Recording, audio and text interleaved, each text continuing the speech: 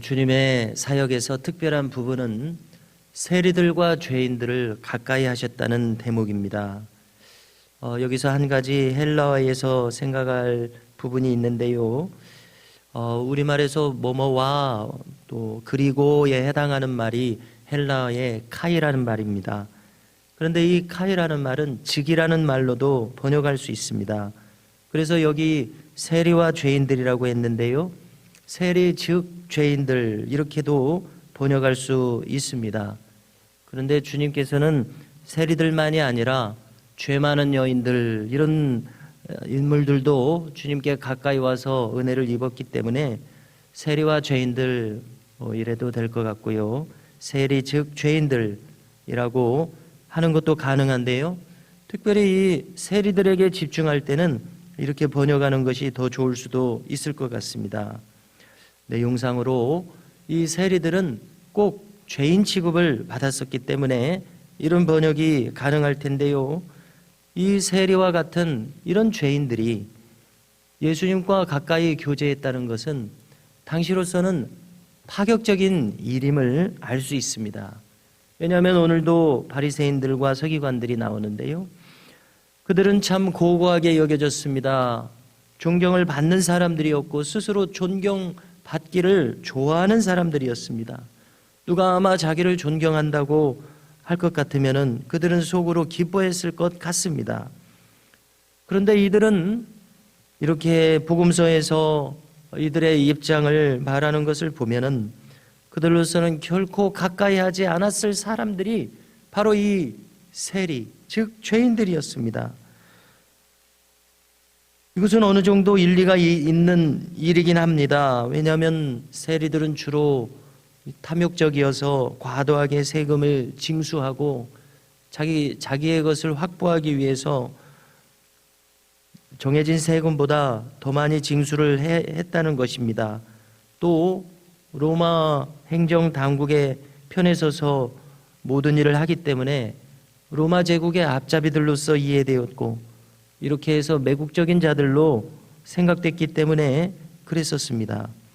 한마디로 말해서 세리들은 창기들과 함께 죄된 사람들의 대명사처럼 불리는 사람들이었습니다. 그래서 어쩌면 인간으로서의 자격을 논한다면 사실상 저 바리새인들이 하나님의 말씀을 따라서 의롭게 살아가고 있지 세리들은 의로움과는 거리가 먼 사람들이었을 수 있습니다. 그런데 바리새인들이 보기에 예수님은 줄곧 이러한 세리들과 가까이하며 교제하고 또 음식을 함께 잡수시는 겁니다. 그래서 이 점이 그들이 보기에는 눈살이 찌푸려지는 일이었습니다. 말하기 좋아하는 그들로서는 예수님도 지금 바른 분이 아니라는 이런 말까지 하고 싶었을 것입니다. 그러나 주님은 오늘 비유를 통해서 왜 이렇게 욕 얻어먹는 사람들하고 같이 하시는지를 분명하게 이야기하십니다. 주님은 오늘 두 가지 비유를 제시하셨습니다. 하나는 잃은 양의 비유요, 하나는 잃어버린 한 드라크마의 비유입니다.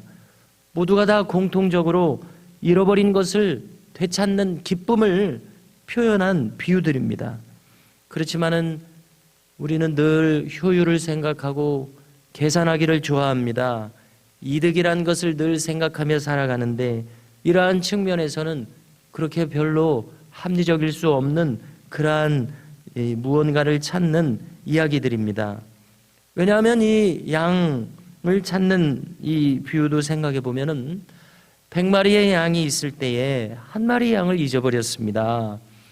그러면은 보통 생각할 때는 99마리 양이라도 잃지 않고 지키는 것이 중요할 텐데 굳이 그 많은 양들을 한쪽에 이렇게 제쳐두고 그 한 마리를 굳이 찾으러 간다는 겁니다.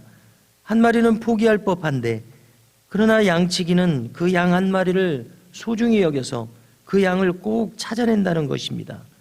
그래서 효율이라는 차원에서는 좀 소모적일 수 있는 것처럼 보입니다. 그러나 오늘 이 비유에서 우리가 알 수 있는 것은 하나님 나라의 뜻하시는 바는 우리가 흔히 생각하는 효율이라는 원리가 아니라는 것입니다. 단 한 영혼이라도 그 영혼이 얼마나 귀중한 가치가 있느냐는 것을 오늘 비유를 통해서 보여주십니다. 효율을 따지지 않습니다.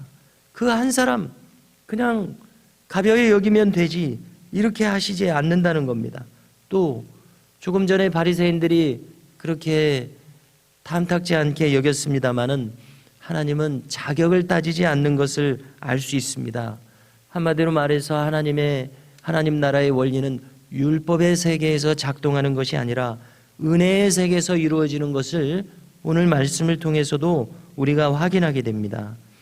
주님에게는 한 영혼의 가치가 얼마나 귀중하신지 오히려 죄인이 돌아오는 바로 이것을 소중하게 생각하신다고 오늘 거듭 말씀하시지 않습니까? 의인 99을 인하여 기뻐하는 것보다도 한 영혼이 한 죄인이 돌아올 때에 더 기뻐한다, 이런 말씀을 꼭 주시고 계십니다. 그래서 놀랍게도 그 한 마리 양을 찾으면은 온 이웃과 친구들을 불러서 잔치를 할 것이라는 겁니다. 실생활에서는 아마 이렇게 하지 않을 것 같은데요, 한 마리 찾았으면 찾았지 무슨 잔치까지 하겠습니까? 그러나 이것은 비유입니다. 이 대목을 생각할 때에 한 죄인이 돌아왔을 때 저 천국에서는 큰 잔치가, 큰 기쁨 속에서 축제와 같이 벌어지겠구나 하는 것을 오늘 말씀을 통해서 우리는 알게 되고요, 실제로도 그런 일이 있을 것으로 여겨집니다. 이처럼 하나님에게 한 영혼의 가치는 이루 말할 수 없는 가치임을 성경 여러 곳에서 말씀해 주시고 계십니다. 짐작컨대 하나님 편에서 잠시 생각을 해봅니다. 하나님께서는 당신의 형상을 따라서 소중하게 아담과 하와 인간을 지으셨습니다마는 그들이 에덴을 상실하지 않습니까? 인간으로서도 에덴을 떠나야 하는 것은 큰 고통과 괴로움이었을 것입니다. 그렇지만은 하나님 편에서 생각할 때에 인간만이 고통이 아니라 하나님께도 큰 상실의 사건이었을 것입니다. 십자가를 생각해 보십시오. 십자가는 이 하나님의 상실을 본래대로 회복시키기 위한 하나님의 결정적인 조처였습니다. 꼭 이 십자가가 있게 하셔야 했습니다. 아들의 생명을 희생하시면서까지 구원해야 할 영혼들이 바로 이 죄인 한 사람들이었습니다.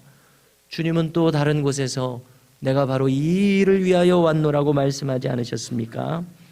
한편 잃어버린 것을 찾는 계속된 세 가지 비유가 여기 누가복음 15장에 나오는데요, 두 번째 비유는 드라크마 비유입니다. 10 드라크마가 한 쌍처럼 있는데 그 중에 한 드라크마를 잃은 여인이 그 한 드라크마를 꼭 찾으려 하지 않겠느냐는 것입니다. 흥미로운 것은 이 드라크마는 한 데나리온과 같은 그 가치라는 겁니다. 이렇게 따지면 한 데나리온이 노동자의 하루 품삯 정도라고 하니까요, 10 드라크마는 대충 따졌을 때 한 100만 원 정도의 가치가 될 것 같습니다. 그런데 재미있는 것은 유대인 신부들은 결혼을 할 때에 이 10 드라크마를 하나로 꿰어서 하나의 이 장식품이 되게 해서 결혼 예물이 되도록 한다는 것입니다. 결혼 기념품인 겁니다. 그러므로 어떤 여인이 집에서 무슨 일을 보다가 한 드라크마를 잃었다는 것은 사실상 나머지 9 드라크마가 이 한 드라크마가 없으면은 무용지물처럼 되는 의미 아니겠습니까? 그러므로 여인의 입장에서는 이 한 드라크마를 꼭 찾아야 이 결혼 예물을 계속해서 간직하는 것이 되는 그러한 의미가 있다는 것입니다.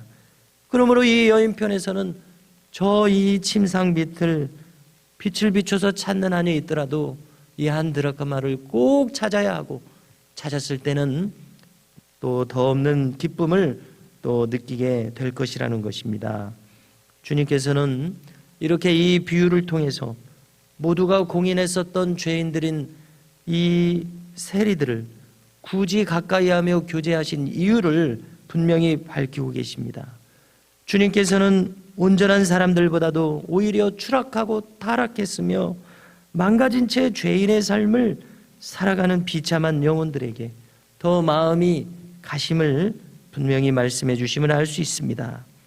자, 주님의 이러한 죄인을 향한 마음 때문에 여기 있는 우리들 한 사람 한 사람도 바로 잃어버린 영혼을 찾고자 하시는 이 주님의 간절한 바람이 성취되어 오늘 우리도 이 자리에 있다고 생각됩니다.